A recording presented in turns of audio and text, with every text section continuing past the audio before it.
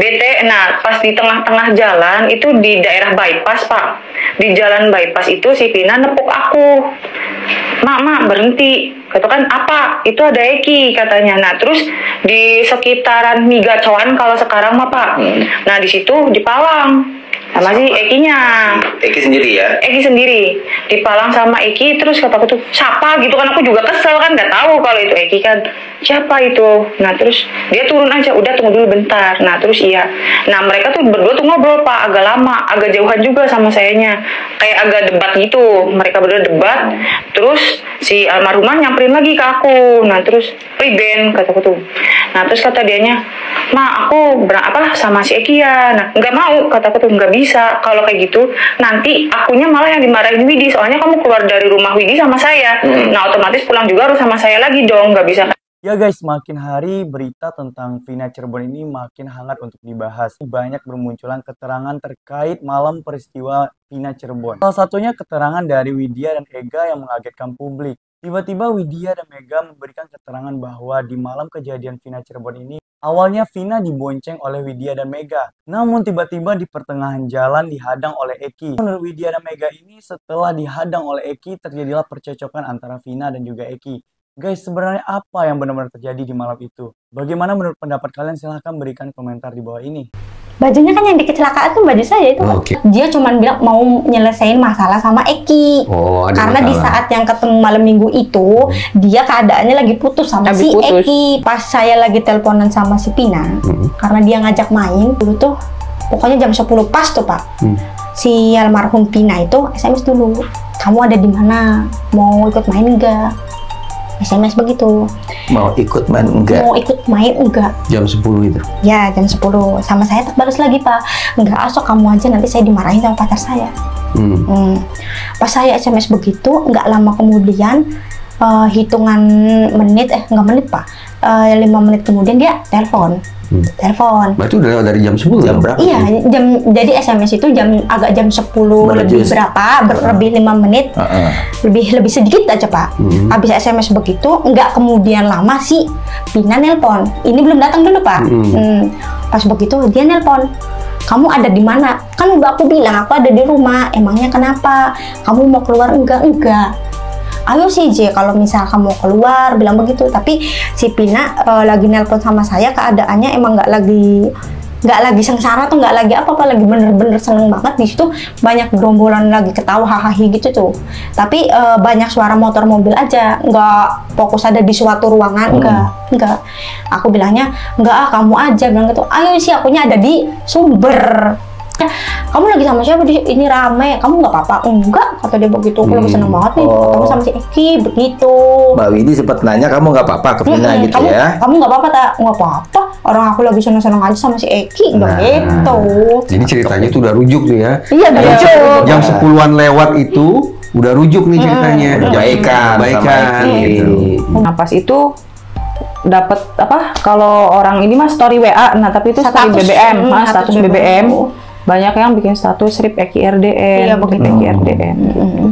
Ya guys, jadi Widya ini yang merupakan sahabat dari almarhum Vina menjelaskan bagaimana keadaan pada waktu kejadian kasus pembunuhan Vina Cirebon, di mana dia mengatakan pada malam itu Vina sedang bersama Eki. Dan di sini Widi menginformasikan bahwasanya pada malam itu Vina sempat menelpon Widi. Widi sahabat Vina menginformasikan ternyata Vina dan Eki sempat putus. Namun pada saat Vina menelpon Widi kembali, Widi menginformasikan bahwasanya keadaan Vina pada waktu itu bersama Eki sudah baik-baik saja. Malah Vina mengatakan dia bahagia. Di situ Widi menggambarkan bahwasanya pada malam itu Vina dan Eki sudah rujuk karena sempat putus. Nah, dalam kan emang udah celana dalam aja. Kalau dia mah dobelan lagi biar nggak kemana-mana kelihatan, dia pinjem yang segini, bukan hot pen. Satu pinjam dress, yang kedua pinjam hot pen tapi bahannya bahan kain. Sebut aja hot pen dulu ya. Iya. Udah ketat ya, hot pen ketat ya. Hot pen warna apa? Hitam.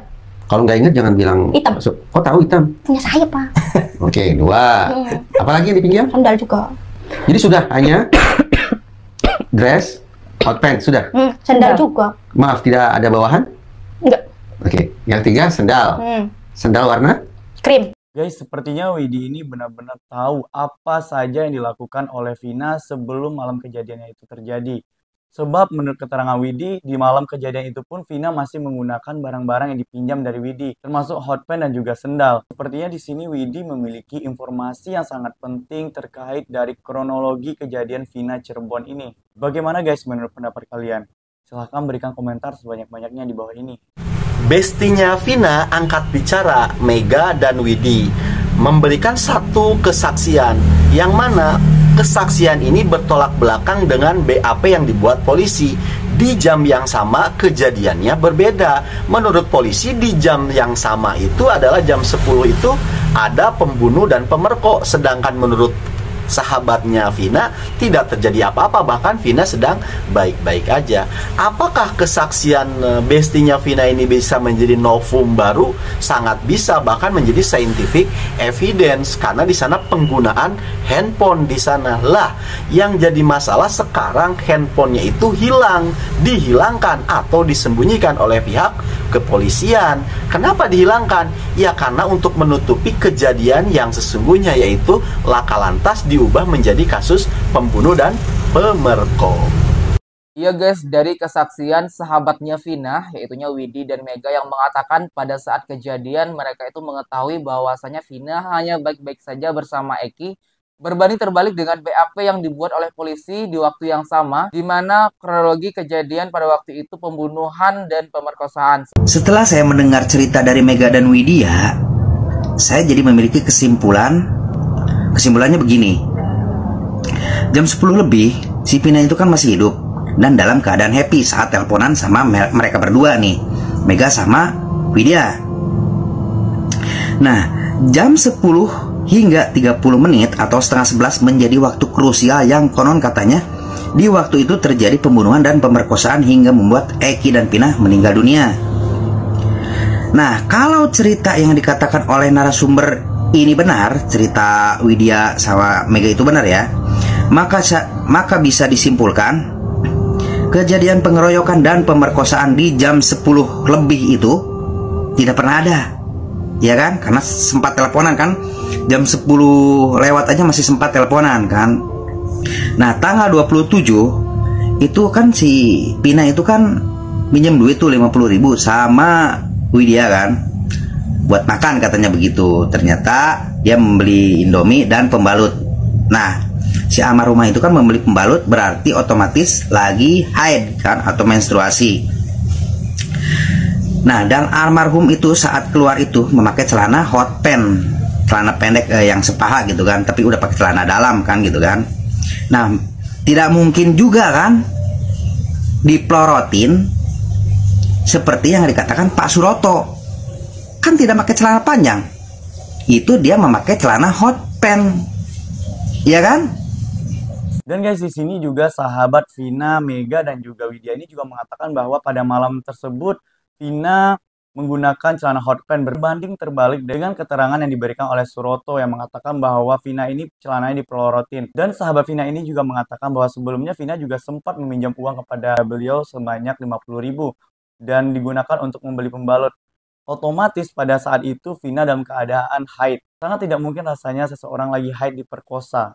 Lantas jika benar pemerkosaan dan juga pembunuhan ini tidak terjadi, lalu apa motif dari kepolisian membuat BAP seperti itu? Guys, menurut kalian apa yang sebenarnya terjadi? Berikan komentar di bawah ini sebanyak-banyaknya. Halo sahabat, berjumpa lagi. Jadi kali ini kembali saya bahas kasus Vina Cirebon ya. Sesuai video yang saya stitch ini ada dua saksi baru yang muncul, yaitu Widya dan Mega. Ya, dua orang inilah yang disebut kakak Vina menjemput Vina pada saat malam kejadian. Ya, Mega dan Widya. Kalau kalian ingin nonton video full mereka, silakan di YouTube Bang Resa. Ya. Jadi begini, setelah saya menonton video fullnya, banyak orang berkomentar bahwa ini kecelakaan gitu loh. Banyak yang bilang ini kecelakaan. Namun untuk saya pribadi, bagi saya ini tidak murni 100% kecelakaan. Jatuh dari motor Eki iya, tapi kalau 100% kecelakaan murni saya kurang yakin. Ya. Kenapa? Karena ada dua hal. Yang pertama, itu di video itu si Widya menghubungi Vina, menelpon Vina. Terus kata Widya, Pina nampak bahagia. Pina tidak sedih waktu ditelepon. Pina tidak minta pertolongan atau apapun. Ya, Pina nampak tertawa bahagia karena Pina bersama Eki. Terus si Widya juga bilang, Pina nampaknya berada di sekitar jalan raya bersama gerombolan teman-temannya. Ya, ada kata gerombolan atau ada kelompok teman-temannya. Jadi saya curiga gerombolan atau kelompok teman-teman Pina itu bisa saja mereka yang menganiaya Pina dan Eki. Jadi gerombolan itu, orang-orang yang kumpul bersama, tertawa bareng bersama Pina itu dan Eki itu harus ditelusuri. Ya, kata Widya, Pina ketawa bersama gerombolan teman-temannya. Bisa jadi gerombolan-gerombolan itu yang menyiksa dan membunuh Eki dan Pina. Ya, itu satu. Dan yang kedua, Pina bilang kepada Widya, aku lagi berada di Sumbar. Katanya berada di Sumbar. Pina bilang ke Widya. Nah, ini cocok dengan kesurupan Linda tahun 2016. Cocok, nyambung. Ketika kakak Pina bertanya kepada Linda yang kesurupan, kakak Pina bertanya kepada Linda yang kesurupan, adek dari mana dek waktu itu? Dari mana?